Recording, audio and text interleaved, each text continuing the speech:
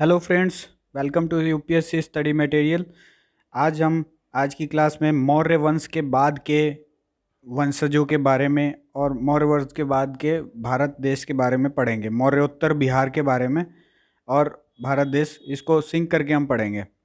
तो मौर्य जब साम्राज्य खत्म हुआ तो मगध पर किस वंश का शासन स्थापित हुआ? शुंग वंश का। पुष्यमित्र शुंग संस्थापक थे इसके। 185 ईस्वी से 75 ईस्वी पूर्व तक यह रहा। देख लीजिए यहाँ पे शुंग वंश। किस शुंग शासक ने पाटलिपुत्र में स्थित कुक्कुटराम विहार को 3 बार नष्ट करवाने का प्रयत्न किया? पुष्यमित्र शुंग ने। और ये जो शुंग वंश था ये ब्राह्मण साम्राज्य था, ब्राह्मण किंगडम था मगध का। पुष्यमित्र ने ब्राह्मण धर्म का पुनरुद्धार तथा बौद्धों के साथ उत्प्रेरक और आक्रामक व्यवहार किया। ये एक पॉइंट है इसमें। पाटलिपुत्र पर यवन डेमेट्रियस का आक्रमण किस वंश के शासन के समय हुआ? यवन शुंग वंश के शासन में ही हुआ है ये। पाटलिपुत्र पर डेमेट्रियस का आक्रमण हुआ था 185 ईस्वी पूर्व। प्रथम ब्राह्मण राज्य मगध में कौन सा? पुष्यमित्र ने स्थापित किया था शुंग वंश। शुंग वंश के पतन के बाद मगध पर किस वंश का शासन हुआ? कण्व वंश। 75 ईस्वी पूर्व से लेकर 30 ईस्वी पूर्व तक। कण्व वंश का संस्थापक कौन था? वासुदेव। शुंग वंश का अंतिम शासक देवभूमि की हत्या कर उसके सचिव वासुदेव ने, शुंग वंश का जो सचिव था ना, देखिए यहाँ पे, वासुदेव ने मगध में कण्व वंश की नींव डाली। कण्व वंश की सत्ता समाप्त की आंध्र सातवाहनों ने। कण्व वंश के उपरांत पाटलिपुत्र पर कुछ समय के लिए किस वंश के राजाओं ने शासन किया? मित्र वंश। शुंग कला के उत्कृष्ट नमूने बिहार के किस स्थान से प्राप्त होते हैं? बोध गया से। कनिष्क ने पाटलिपुत्र के किस बौद्ध विद्वान को अपने दरबार में प्रवेश दिया? कनिष्क सम्राट कुषाण वंश के सम्राट हैं। इन्होंने अपने दरबार में बौद्ध विद्वान अश्वघोष को प्रवेश दिया था। कनिष्क पाटलिपुत्र के राजा को बुरी तरह परास्त किया। कनिष्क ने हरजाने के रूप में अश्वघोष, बुद्ध का भिक्षा पात्र तथा एक अद्भुत मुर्गा ले गया था। कनिष्क ने मगध पर शासन करने वाले राजवंशों का सही क्रम क्या है? पहले तो हर्यक वंश होगा ही होगा, शिशुनाग होगा, और फिर ये सी होगा इसमें, सॉरी, हर्यक वंश, शिशुनाग, और उसके बाद नंद होगा, मौर्य होगा, फिर शुंग होगा, फिर कण्व वंश जो आया ना, हम देख रहे हैं इस क्रम में है। शुंग वंश की राजधानी कौन सी थी? पाटलिपुत्र। कण्व वंश की राजधानी थी पाटलिपुत्र। कलिंग शासक खारवेल ने मगध पर आक्रमण किया था 1ली शताब्दी ईसा पूर्व के अंत में। कलिंग नरेश खारवेल ने कहाँ से कीमती उपहार प्राप्त किया था? अंग एवं मगध से। उपहारों में जिन की प्रतिमा तथा पदचिन्ह शामिल हैं। खारवेल के उपहारों में जिन की प्रतिमा, पदचिन्ह शामिल हैं। कुषाण साम्राज्य, कनिष्क कुषाण साम्राज्य का शासक था, के पतन के उपरांत संभवतः मगध पर शासन रहा लिच्छवियों का, लेकिन कुछ इतिहासकारों का मानना है कि मगध पर शक मरुंडों का नियंत्रण हो गया था। गार्गी संहिता में पाटलिपुत्र पर यवनों के आक्रमण का उल्लेख है। यह आक्रमण किसके शासनकाल में हुआ था? पुष्यमित्र शुंग के। सुप्रसिद्ध बौद्ध विद्वान अश्वघोष को प्रश्रय देने वाला शासक कनिष्क।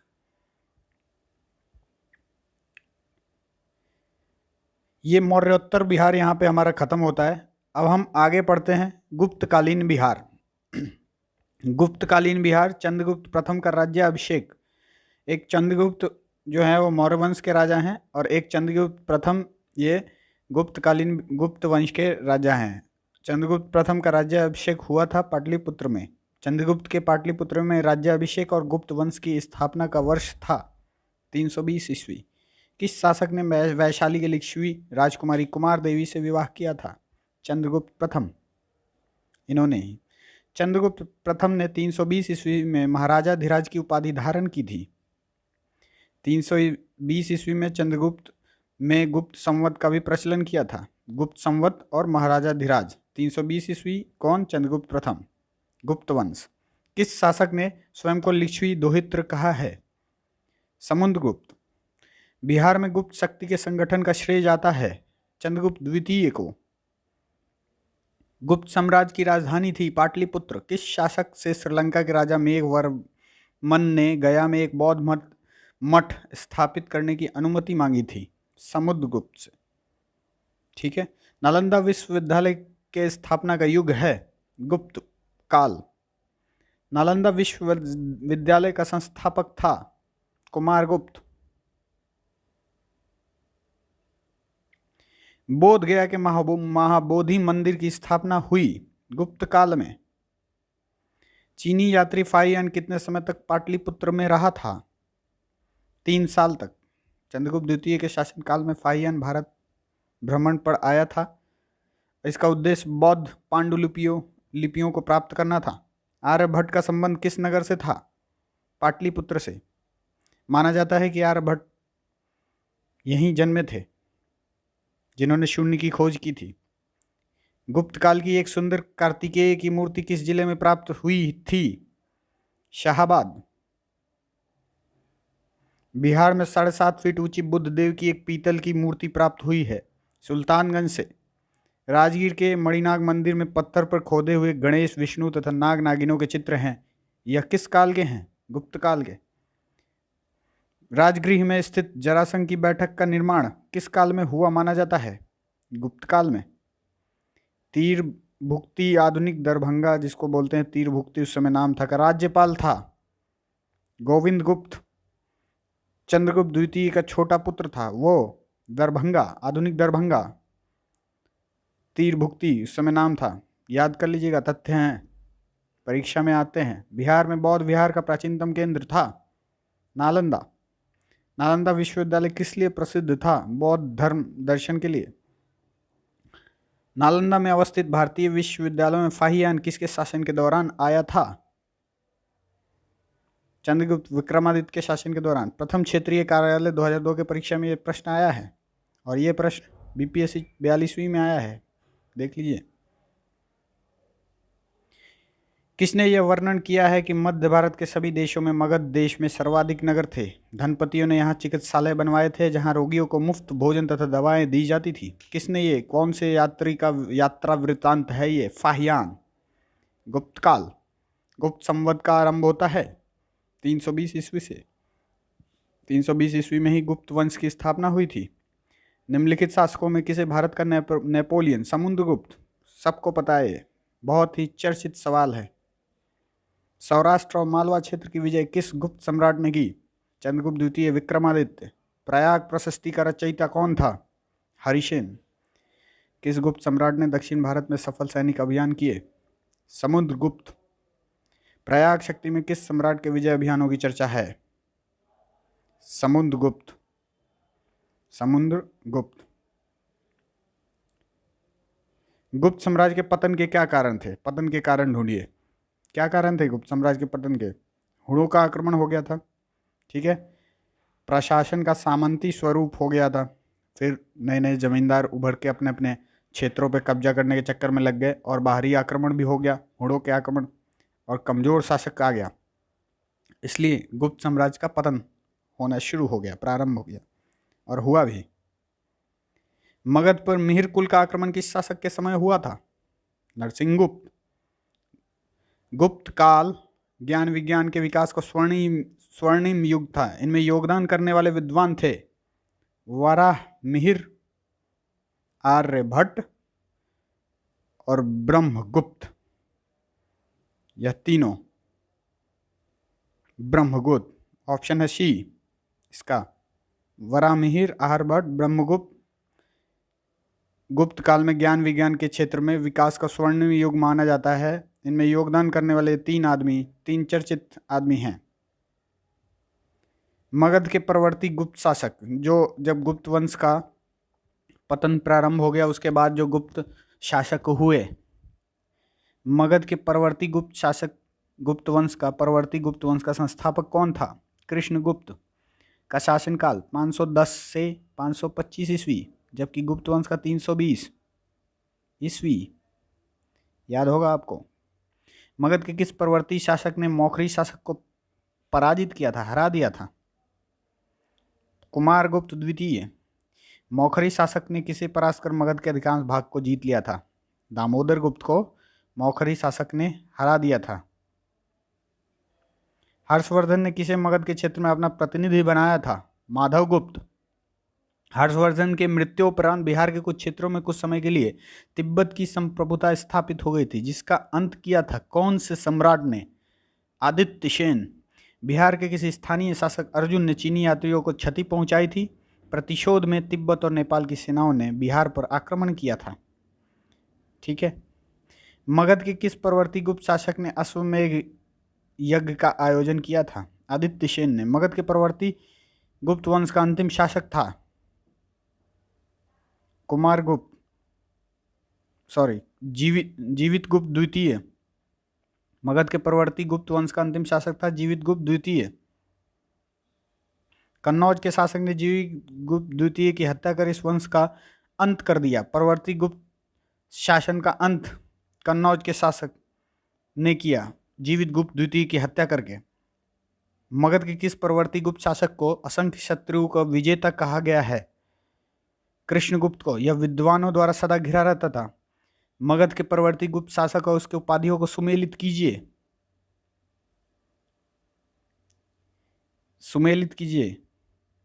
उनका कौन? हर्षगुप्त। हर्षगुप्त ने वीर योद्धा की उपाधि ली थी और कुमारगुप्त ने महाराजा धीराज की उपाधि ली थी। जीवित गुप्त ने राजाओं में सिरमौर की उपाधि ली थी। आदित्य सेन ने परम भट्टारक महाराजा धीराज की उपाधि ली थी। मगध के किस परवर्ती गुप्त सम्राट के बारे में कहा गया है कि उसने समुद्र तट तथा हिमालयों के शत्रुओं को जीता था? जीवित गुप्त। समुद्र तट तथा हिमालय के शत्रुओं को जीता था जीवित गुप्त। अगर वीडियो तेजी से हो रहा है तो बीच में पॉज करके आप सवाल को फिर से देख सकते हैं। हर्षवर्धन की मृत्यु के बाद मगध के अंतर्गत एक विस्तृत साम्राज्य स्थापित करने वाला प्रथम शासक था आदित्य सेन। मगध के किस परवर्ती गुप्त सम्राट के शासनकाल में चीनी दूत वांग हुएन से भारत की यात्रा की? आदित्य सेन के शासनकाल में।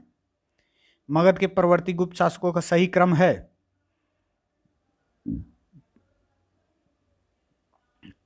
परवर्ती गुप्त शासकों का सही क्रम कृष्णगुप्त, हर्षगुप्त, जीवित गुप्त, कुमारगुप्त, दामोदर गुप्त, महासेन गुप्त, देवगुप्त, माधवगुप्त, आदित्य सेन।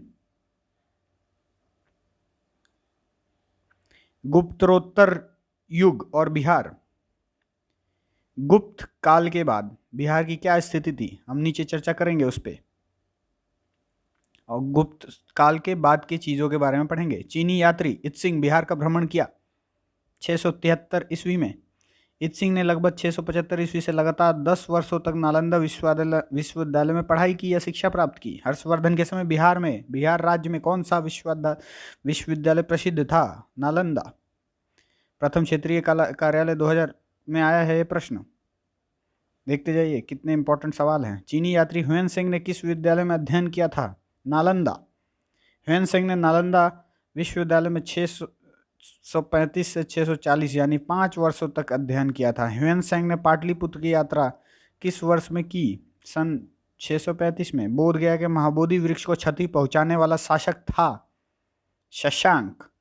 शशांक बंगाल का शासक था जो क्रूर एवं धर्मांध था। इसके बाद पालकालीन बिहार। गुप्तोत्तर बिहार देख लिया हमने। पालकालीन बिहार। पाल वंश के संस्थापक थे गोपाल, जिनका शासनकाल 750 से 770 ईस्वी तक रहा। विक्रमशिला विश्वविद्यालय का संस्थापक था धर्मपाल का शासनकाल 770 से 810 ईस्वी तक था। पालकालीन बिहार। विक्रमशिला विश्वविद्यालय की स्थापना किस वंश के शासक ने किया था? पाल वंश।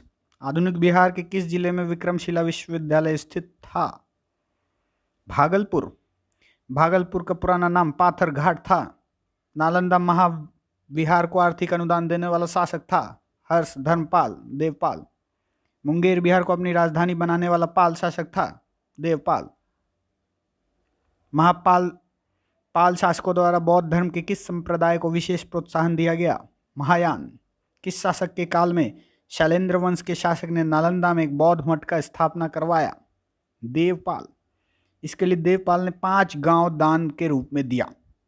नालंदा विश्वविद्यालय के खर्च के लिए किसने 200 गांवों को दान में दिया था? धर्मपाल।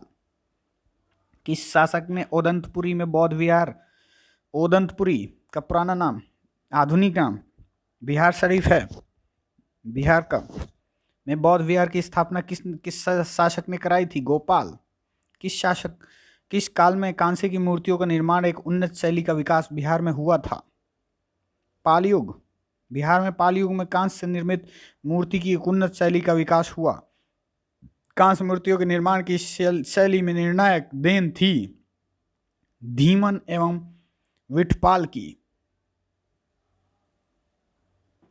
पालकालीन कांस्य मूर्ति कलाकार धीमन एवं विठपाल कहाँ के निवासी थे? नालंदा के। धीमन का पुत्र विठपाल था। पालकालीन कांस्य प्रतिमाएं सांचे में ढली हैं, इसका साक्ष्य मिलता है नालंदा एवं क्रुकरी हार गया से। पालकालीन मूर्ति कलाकार धीमन एवं विठपाल समकालीन थे किसके? गोपाल। गोपाल के सम्राट धर्मपाल एवं देवपाल के, इनके शासनकाल में ही थे धीमन और विठपाल। चित्रित पांडुलिपि अष्ट सहस्रिक प्रज्ञा परमित और पंचरख किस युग के हैं? किस युग के हैं? पाल युग के। पालकालीन चित्रकला का भित्ति चित्र रूप कहाँ से प्राप्त हुआ है?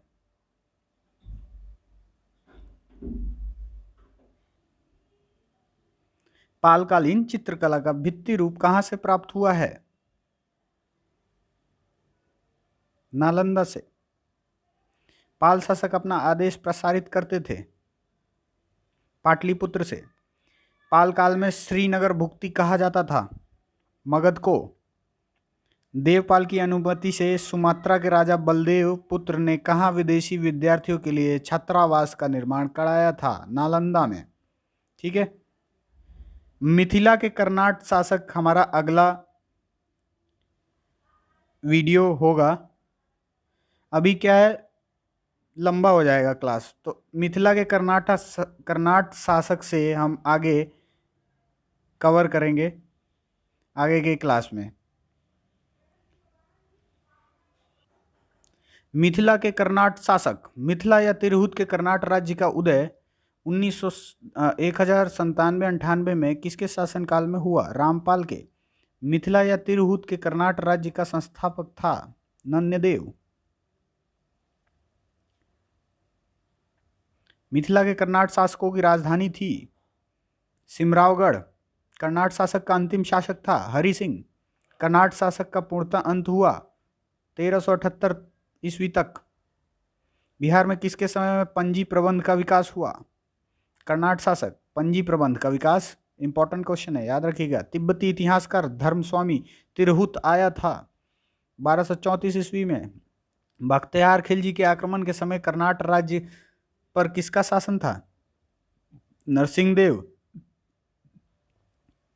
तुर्क सेनापति तुगन द्वारा मिथिला पर आक्रमण की चर्चा करने वाला विदेशी यात्री है मुल्ला ताकिया और धर्मस्वामिन दोनों। मुल्ला ताकिया और धर्मस्वामिन दोनों। तुगन के अभियान के समय कर्नाट राज्य का शासक था राम सिंह देव। कर्नाट शासकों में कौन एक महान समाज सुधारक था? हरसिंह देव। पंजी प्रबंध मिथिला क्षेत्र में किसके शासनकाल में मुख्य रूप से विकसित हुआ है? पंजी प्रबंध हरि सिंह देव। कर्नाट शासक का हरि सिंह देव जो राजा था, इसके शासनकाल में पंजी प्रबंध ज़्यादा मुख्य रूप से ज़्यादा विकसित हुआ है। ठीक है, हमने पहला ही क्वेश्चन पढ़ा था कि पंजी प्रबंध मिथिला के क्षेत्र में मुख्य रूप से विकसित हुआ है। तो ये कर्नाट शासकों के द्वारा ये पंजी प्रबंध का जो सिस्टम है वो लाया गया था, लेकिन उसमें मिथिला के क्षेत्र में हरि सिंह देव के द्वारा ये मुख्य रूप से अधिक विकसित हुआ। ठीक है, तो यहीं तक हम आगे के क्लास में इम्तियाज़ अहमद सर की बुक की जो बिहार बीपीएससी प्रीलिम्स की क्लास है, इसमें आगे हम मध्यकालीन बिहार पढ़ेंगे। तब तक के लिए टेक केयर, धन्यवाद।